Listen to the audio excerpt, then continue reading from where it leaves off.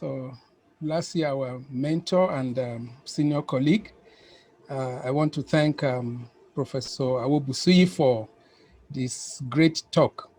I obviously do not have a lot to add to what he has said. Let me also thank Nigeria Association of Nephrology and Mega Life Sciences for this opportunity. So I will share my slides now. Can Professor Awobusuyi stop sharing so I can share? Good.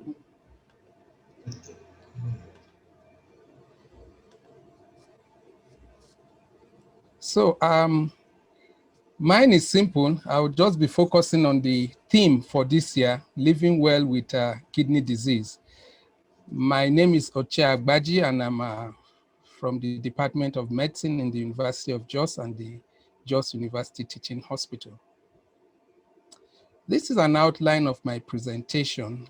Just take us a bit through chronic kidney disease, and then I'll end with living well with kidney disease. So by way of introduction, we all know that chronic kidney disease is defined as kidney damage or glomerular filtration rate that is less than 60 mils per minute that has been there for over 3 months at least. There's no doubt among most nephrologists, we also know that living with kidney disease is associated with a lot of challenges for patients and their care partners or caregivers. That is their family members and friends. There's a lot of challenges that the patients go through. So empowering patients and their care partners may help minimize the burden and the consequences of chronic kidney-related symptoms to enable increased life participation.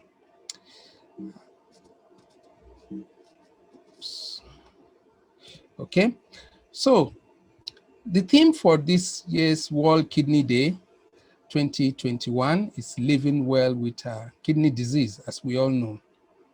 And this has been coined so that there will be increased education and awareness of the important goal of patient empowerment as far as management of chronic kidney disease is concerned. And one of the things that has been brought into this year is the issue of life participation by the patients.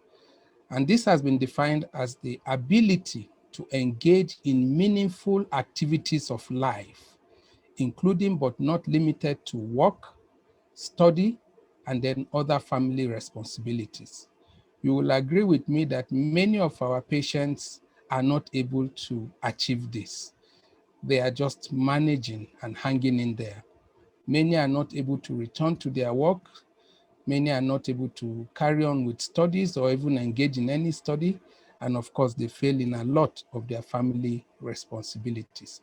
So life participation is one of the key areas that World Kidney Day 2021 is focusing on. A bit on epidemiology quickly, and I've restricted this. So globally in 2017, there were almost 700 million cases of chronic kidney disease worldwide. A recent study just published by Professor Olanrewaju in Ilorin reported a CKD prevalence of 12%. This was a population-based study in Ilorin, North Central Nigeria. And Chukwonye et al. Did a systematic review in 2018, and they found that the prevalence of CKD in Nigeria actually ranged from 2.5% to 26%, depending on the region and then the criteria used to diagnose this CKD. Again, in 2017, Dr. Okonu in southeastern Nigeria reported a CKD prevalence of 7.5. So we can see that with the absence of a renal registry, we have varying prevalence, and we look forward to a time that we will have a unified data so we can speak together with one voice. I just pulled this out from the Global Burden of Diseases that was published in 2017, and I've put Nigeria in the red box there. You will see that in 2017, there were almost 13 million cases of CKD in Nigeria. And I will just take you back very quickly to, if you look at the deaths, with about almost 14,000 deaths occurring due to CKD, you will also agree with me that these are all underrepresentations. But it speaks to the enormity of the problem. So in terms of burden, in 2017, there were almost, about 1.2 million deaths attributed to CKD worldwide. And if we look at CKD and its effects on the cardiovascular disease, this resulted in almost 36 million disability-adjusted life years, that is DALYs, in that 2017. And most nephrologists practicing in Nigeria will agree with me that the cost of renal replacement therapy is far beyond the reach of most CKD patients and their families. And our moderator today, Professor Olase and Professor Ijoma, published back in 2010 to say that less than 1/3 of their patients requiring hemodialysis could afford it. That speaks to the challenges that the patients face and we all face with our patients. So quickly, just to mention some risk factors for CKD, which we know: diabetes mellitus, hypertension, cardiovascular disease, obesity. I want to mention family history of CKD, the APOL1 gene, particularly the high-risk genotypes of that, high protein and high salt diet, patients with solitary kidneys, acute kidney injury, particularly repeated acute kidney injury, has been identified as a risk factor for CKD, and then some infections and then nephrotoxic agents, among others. What are the common causes of CKD in our environment? I think renal diseases, particularly chronic glomerulonephritis and hypertension, are the two leading causes, depending on which population you are using to determine the cause. But these two are the commonest causes that we see in our clinics. Diabetes follows very closely, and then obstructive uropathy, and then other causes down the line. This is just a cartoon that I've put here, and I've put it deliberately to let us know that the clinical presentation of chronic kidney disease, there's hardly any part of the body that is spared. Apart from the psychologic to the cardiovascular system, the GI, the endocrine, the metabolic, the hematologic, neurologic, and so on, the ocular, pulmonary, all the way to the skin. No part of the body is spared of the effects of chronic kidney disease. So when we treat chronic kidney disease, what are our goals? Very importantly, we want to preserve the kidney function for as much as possible, because we know that once a patient has CKD, we cannot reverse it. It is a progressive condition, but we can preserve whatever kidney function the patient has. Another goal is to delay as much as possible the need for dialysis and transplantation. And then we want to also alleviate some extrarenal manifestations, improve the abnormal chemistry that most of these patients have, and then to provide an optimal quality of life for the patients and their care partners. Some therapeutic interventions in our patients with chronic kidney disease. One is advice to reduce cardiovascular risk. For example, weight reduction in those that are either overweight or obese. We want to also advise them on their diet. They need to watch their salt and watch calorie. If they are smokers, they need to stop. They also have to take alcohol in moderation. Regular exercise is advised, and if they have hyperlipidemia, they need to work on it by taking some lipid-lowering agents and so on and so forth.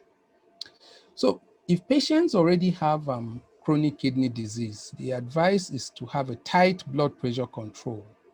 And if they have a proteinuria in association, then the control should be more stringent. But the target blood pressure for patients with CKD without proteinuria is anything below 138/88 millimeters of mercury. The drugs that we use are the angiotensin converting enzyme inhibitors or the angiotensin receptor blockers. These are the recommended drugs because they inhibit to a large extent the renin angiotensin aldosterone system. It's also critical to manage the anemia that comes. And the management here, very importantly, is to use recombinant erythropoietin. And then Professor Awobusi has talked very well on the management of CKD MBD. Calcitriol plays a central role there. And then we can also use phosphate binders and, of course, diet. And last but not the least is renal replacement therapy, which is not easily affordable by most of our patients. So, living well with kidney disease. For patients to live well with kidney disease, we need to address their symptoms appropriately and also address their life impacts. I have a cartoon that I will share with us shortly. It's also important that we educate our patients and engage them and also empower them along with their care partners. I think this is an area that we need to work hard on. We just assume that our patients may not understand, and we just do all we can for them rather than working with them to improve their care. Effective strategies to empower patients and their care partners will reduce the burden of CKD-related symptoms. And of course, this will lead to improvement in their health-related quality of life and of course, enhance patient satisfaction. It's important that we enable increased life participation, as I said earlier, and this talks about patients going back to be able to live normal family lives, study, and also return to their work. And emphasis should be placed on patients being in control of this initiative. And partnerships have also been found to be very helpful. Partnerships not only within the hospital, but also outside the hospital and also in other organizations that the patients belong to. More importantly, other patients play an important role in these partnerships. There's also a paradigm shift towards what we call a strength-based approach to care. And I would have a table that will look at this shortly. And of course, it's important to look at clinical strategies to maintain wellness, part of which is treating the CKD mineral bone disease that Professor Awobusi alluded to. Others include, of course, correction of anemia and control of blood pressure. So this is a conceptual framework of living well with kidney disease. And this is based on patient-centeredness and empowering the patient with a focus on effective symptom management and life participation. Let me see if I can be able to get a pointer. Let me get a laser pointer, yes. Okay, so on this side, we need to address the symptoms and life impacts. So these are the symptoms that these patients have. I don't need to go through them again. These are the symptoms. And these are the life impacts that these patients have. Ability, whether they're able to return to work, ability to travel, ability to study, impact on family and friends, and then financial impact. I mean, the way that CKD is managed in Nigeria, a lot of financial burden is placed on patients and their caregivers, families in particular. Many of them may need to come for dialysis frequently. So what is their dialysis free time? Many of them are subjected to dietary restrictions and a lot of lifestyle changes, and then they cannot even be engaged in social activities. So when we come to this end, we look at what we, in terms of empowerment, I talked about that, education, engagement, and empowerment, and then there's life participation. So the strength-based approach that I talked about is the issue of communication and education of the patient. We need to build a lot of resilience and then strengthen the social connections. In other words, connect these patients with other patients that are doing well. Also connect them with social clubs if possible. And then there's the issue of increased awareness and knowledge. Very importantly, it's important to educate these patients on the condition. And it's also important that we create access to support. It's not just enough that we have our patients come to the clinics, come to dialysis, and so on. Let's create access to support. There are several foundations out there. There are several NGOs that may be willing to support in one way or the other. And then we also need to build confidence and control. And then let's enable the patient to be involved in this management. So self-management of so many things. And last but not the least is the issue of the clinical strategies that I mentioned before. These clinical strategies, if appropriately tackled, will preserve the remaining residual kidney function for as long as possible. We can also have a patient-friendly lifestyle and diet, not just being so dogmatic about it. We can also have some pharmacological management in terms of drugs to control BP, drugs for mineral bone disease, and so on. And we should delay dialysis start if possible, so that, of course, if we manage all these other things well, we can't delay. And then we have to have incremental transition to dialysis, not just start straight away full blast. And then patient-centered dialysis is very important. Many patients that can afford it are having home dialysis, and that gives them more time to do many things. And then, of course, we need to be mindful of the prescriptions we give them, because there may be a lot of drug interactions. And then, as I said earlier, we need to preserve residual kidney function for as long as possible. Again, this is the suggested strategies for living well with kidney disease using a strength-based approach. I've talked through most of this, so I would not repeat them again. So, other aspects that we need to look at when we talk about living well with kidney disease is to provide support for medications, hemodialysis, and kidney transplantation. A lot of times, we just do these prescriptions and we just leave the patients to go. I think that a place that we can begin is the issue of the renal care bill. It has been read several times, but we have not seen it signed to law. So I think this is an area where the association needs to redouble its effort and ensure that this bill comes out, because there's a lot in there for the patients and also the subspecialty as a whole. I had published back in 2011, writing that there's a need for care of renal patients to be transferred into the National Health Insurance Scheme. Right now, I think some progress has been made. Back then, there was no form at all of care on the NHIS for patients with kidney disease. But right now, patients are entitled to 6 sessions of dialysis only. You can see that that's a far cry from what they normally require. So if patients can be placed on NHIS, that will reduce a large extent. We can also look for support through foundations. There are many of them. I do not want to mention names, but we have the Dangote Foundation and so on.